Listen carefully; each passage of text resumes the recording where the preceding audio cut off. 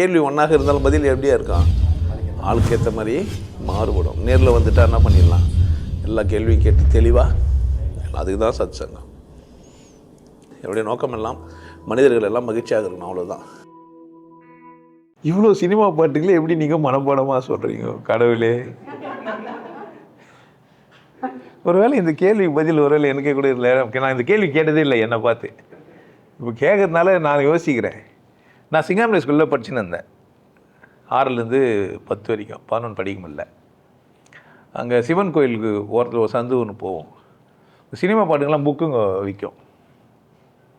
இந்த பாட்டு புக்குங்கள்லாம் எம்ஜிஆர் தத்துவ பாடல்கள், சிவாஜி தத்துவ பாடல்கள், பட்டுக்கோட்டை பாடல்கள், இதெல்லாம் பாட்டுங்கள்லாம் வரும். எனக்கு சின்ன வயசுலேருந்து ரொம்ப ஆசை. ஒரு 7வது 8வது படிக்கும்போது கவிஞனாக ஆகணும், சினிமா எடுக்கணும் அப்படின்ட்டு. டாக்டர் சிவா நாங்கள் டாக்டர் ஆகுமோ இல்லையோ, டாக்டரேட் ஆக முடியும். நாங்கள் பிஏ டிகிரிலாம் போச்சா டாக்டரேட் ஆகலாம் அப்படின்னு. சரியாக போனால் 4 வரியில் 10 வரியில் வந்து நிறைய விஷயம் இருக்கும் சினிமா பாட்டுங்களில். அதனால் அந்த புக்குங்கெல்லாம் வாங்கிட்டு வந்து வச்சுன்னு பாடின்னு இருப்பேன் சின்ன வயசில். ஒரு 7வதுலேருந்து 10வது வரைக்கும் ஒரு 3-4 வருஷம் பழைய பாடல்கள் எல்லாம் பாடுறது. அதனால் கூட உள்ளே போயிட்டுருக்கலாம். ஆனால் எப்போவுமே அதே வச்சுங்கிறேன்னு நினச்சி போகிறீங்க. பேசும்போது அது வருது, கலெக்டிவாக அங்கேருந்து வருது. பட் நான் இதுக்காகலாம் படிக்கலை. நம்ம நாளைக்கு பேச்சாளர் ஆகிடுவோம். பேசும்போது நடுவில் என்ன பண்ணேன், கதை காலச்ச பண்ணத்துற மாதிரி சினிமா பாட்டு எடுத்து இன்னும் அப்போ அந்த நோக்கம்லாம் இல்லை. அன்றைக்கி வந்து நான் அந்த மாதிரி படித்தேன். சமயத்தில் பாட்டு கேட்பேன் சாயந்தரம் நைட்டில். நான் பெரும்பகுதி அப்போ நான் வந்து ரேடியோ டிவி மெக்கானிக் வர வச்சேன். இந்த டேப் ரெக்கார்டெலாம் ரெக்கார்ட் பண்ணி கிப்பாடு பண்ணிட்டு டேப்லாம் அப்போலாம் ஒட்டிக்கும். இந்த ஒட்டிக்கிச்சேன்னா அந்த பேனை வச்சு திருப்பி பண்ணோம். திரும்ப ரெடி ஆகிறதுக்கு அந்த டேப்பை போட்டு தனியாக ஒரு இதை ஹெட்டு வச்சுருந்தேன். அதுக்குன்னு சுத்தம் பண்ணுறதுக்குன்னு ஒரு ஹெட்டு இருக்கும், டேப் ரெக்கார்டர். அதை போட்டு அந்த டேப்பை சுத்தம் பண்ணி கொடுப்பேன். அப்படியும் கொஞ்சம் பாட்டு போயிடுச்சு. இந்த ராசாத்தி ஒன்று நிறைய வாட்டி கேட்ட பாட்டு அப்படின்னு சில பாட்டுங்க இருக்கும். அது இந்த ராசாத்தி ஒன்று காணாத நெஞ்சி, அது பாட்டு மியூசிக் இதெல்லாம் டைரெக்ஷன்லாம் வர பண்ணியிருந்தேன். இந்த ராசாத்தி உன்னை காணாத நெஞ்சி காத்தாடி போலாடுது பொழுதாகி போச்சு விளக்கேத்தி அச்சுவெல்லாம் மியூசிக் நடிச்செல்லாம் பார்க்குறது பாட்டுக்கு. அவங்க நடிச்சது இல்லை, நம்ம ஓன். அந்த மாதிரி 2வது சினிமா நானே காமிச்சேன். ஒரு 100 வாட்ஸ் பல்ப் போட்டு ஒரு லென்ஸ் ஒன்று வச்சுட்டு அதில் வந்து ஃபிலிமு, அப்போல்லாம் வந்து ஃபிலிம்கெல்லாம் விற்கும்.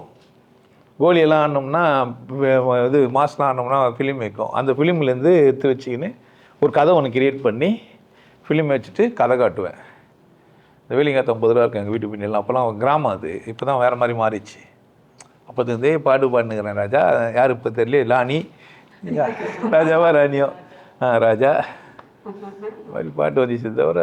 ஆனால் இப்போ புது பாட்டெலாம் சில நேரத்தில் அப்டேட் பண்ணிப்பேன். கொஞ்சம் நல்லா இருந்தால் கேட்பேன், இல்லை யாருன்னா பாடினா கேட்பேன். இப்போ பாட்டு கேட்குறதுக்கெல்லாம் நேரம் இருக்குது இல்லை, பேசுறதுக்கே நேரம் சரியாகுது. காலைல ஏந்தா காலிலேருந்து சாமி இந்த 40 நாளுக்கு அவங்க பேசுறதெல்லாம் வர கேட்கணும். பேசின கம்முனுக்கு முடியாது, கூட வர பேசணும்.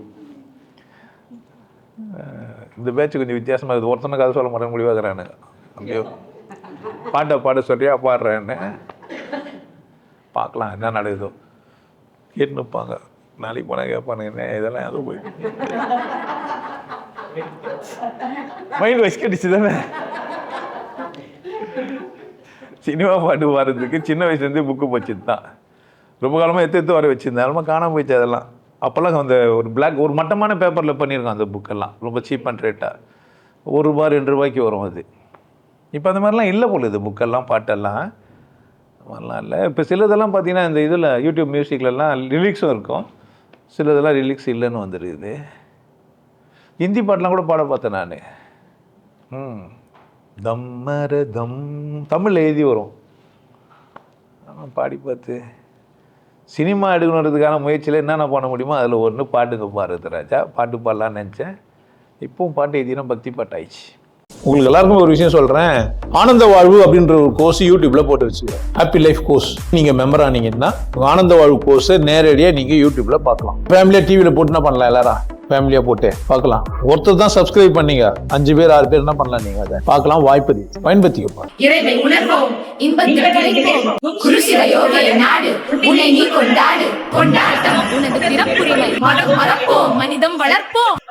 நல்லா இருங்க, சிறப்பாக இருங்க, கொண்டாட்டமாக இருங்க. உங்களை நீங்கள் மதிப்பு மிகுந்தவராக மாற்றுறது உங்கள் கையில் தான் இருக்குது. நல்லா இருக்கு. நான் ஒரு வாய்ப்பு என்னை பயன்படுத்திக்கலாம். நல்லது.